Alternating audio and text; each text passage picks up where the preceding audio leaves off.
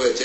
এই মুহূর্তে রাতে এক সংবাদ সম্মেলনে বিডিআর সদর দপ্তরে ঘটে যাওয়া নারকীয় হত্যাযজ্ঞের শিকার হতাহত সেনা কর্মকর্তাদের সম্পর্কে বিভিন্ন তথ্য দেন সেনাবাহিনীর chief of general staff lieutenant general Sina Ibne Jamali. তিনি জানান এই পর্যন্ত তারা 56 জনের মৃতদেহ উদ্ধার করেছেন। তার মধ্যে সাবেক একজন সেনা কর্মকর্তা ও 2 জন সেনা কর্মকর্তার স্ত্রী রয়েছেন।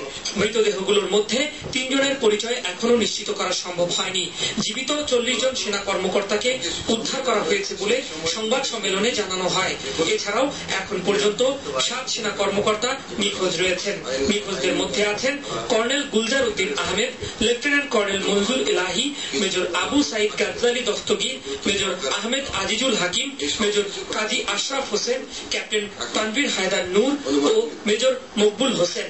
যে বিডিআরে যারা এই খবর দিতে পারতেন, যাদের কাছে ছিল, এবং বিভিন্ন খান থেকে ওই সময় বিভিন্ন অর্গানাইজেশন থেকে ইভেন র্যাব থেকেও লোক এসেছিল, তো তাদের কাছে সমস্ত কিছু সমন্বয় করে আমরা একটা যে কোথায় অ্যাকচুয়ালি কনফার্ম না হয়ে কেউ অনুমান নির্ভর বলাটা ঠিক হবে না। আনুমানিক ভাবে আমরা আগে হয়তো অনেকে বলতে পেরেছি, বাট এই মুহূর্তে আমরা বলতে পারি 7 জনের খোঁজ এখন পর্যন্ত আমরা পাচ্ছি না। রোববার প্রধানমন্ত্রীর সাথে সেনা কর্মকর্তাদের যে বৈঠক হয়েছে তাতে যেসব বিষয় উঠে এসেছে তাও সাংবাদিকদের কাছে তুলে ধরেন তিনি।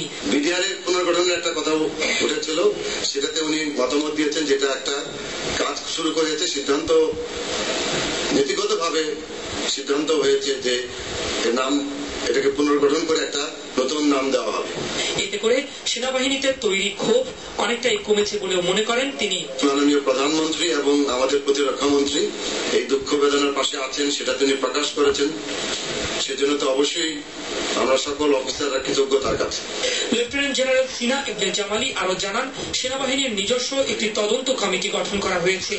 আর কোন বাহিনীতে যেন এ ধরনের ঘটনা কখনোই না ঘটে সে বিষয়েও ব্যবস্থা নেওয়া হবে বলে জানান তিনি। বিডিআর এর ঘটনায় গোয়েন্দা সংস্থাগুলোর ব্যর্থতা আছে কিনা তা খতিয়ে দেখা হবে বলে জানান তিনি।